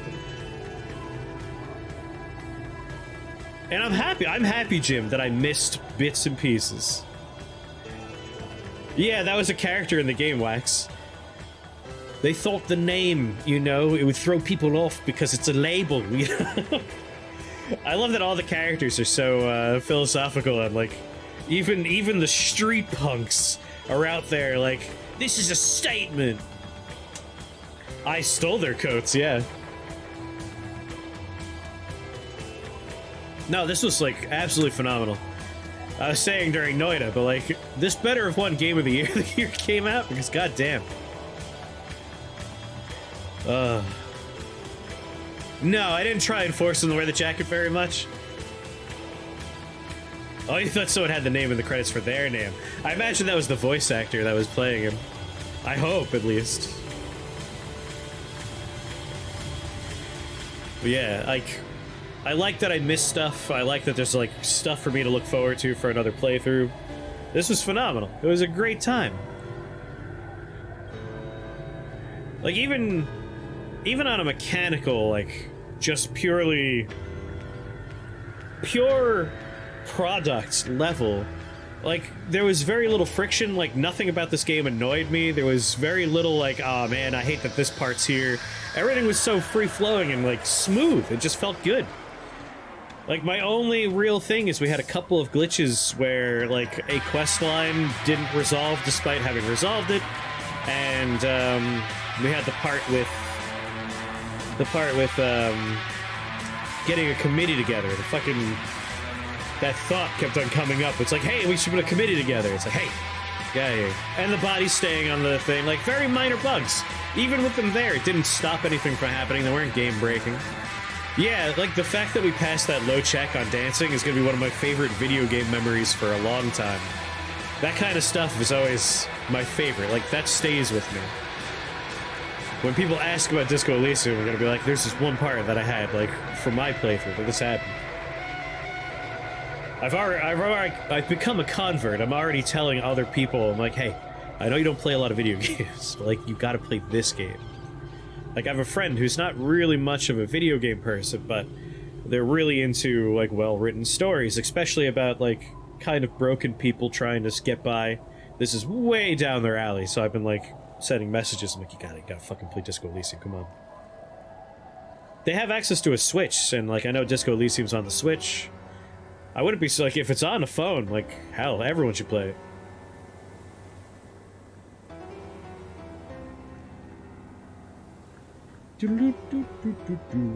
A hidden check I failed during the city talk after the dance? Sure, let me know. Yeah, I have 0 complaints. This game is just triple S tier. No problems for me. And it's translating to a ton of languages. Good. Like, everyone should have access to this game. Like, there's that whole our video games art narrative that comes up from time to time, and, like, usually the 2 examples that come up are always, you know, like, you have Call of Duty is that arts, and then you have games that are very much like an artistic experience, but there isn't much in terms of, like, gameplay there. Like, walking simulators is often a derogatory remark used for artsy games. And I feel like this is such a perfect example of, like, this is very much a video game. Like, you have agency as a player, your input's important, but the game is very clearly arts. It has something to say, but it also, like, uses the fact that it's a video game in its approach, which is so good. Again, the fact that, like, your internal voices are not terribly reliable, and, like, you learn that over the course of the game. And at the very end, with that dream of your ex-wife and her representation of, like, a socioeconomic ideal at the same time, it's just like, oh my goodness. Oh my goodness. Oh, Wax, you got it. 3-year stream anniversary? Oh, hell yeah, we're definitely raiding over there.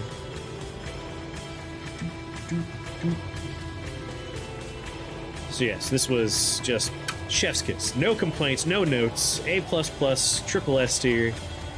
God damn. Good God.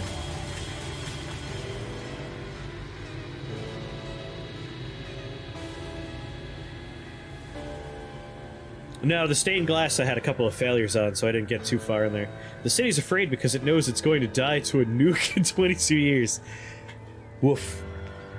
Well, if the nuke didn't get it, let's just... We knew eventually the... the pail was going to swallow everything anyway.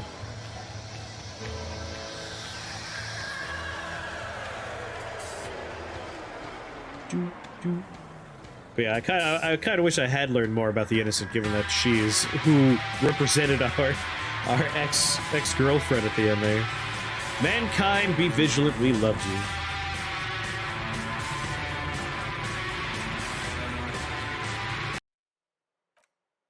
But yeah, that was an intense and perfect experience.